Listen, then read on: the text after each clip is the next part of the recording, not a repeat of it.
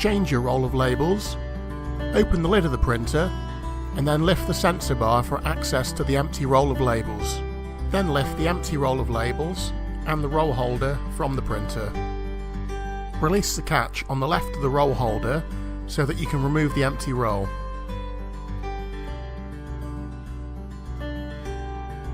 And then place the new roll of labels onto the roll holder and clip firmly into place.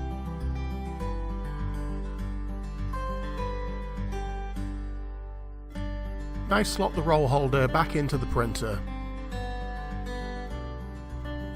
Pull through one or two labels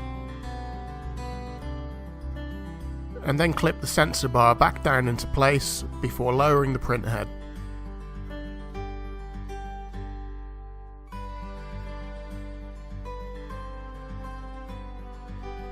The printer should now be ready to use.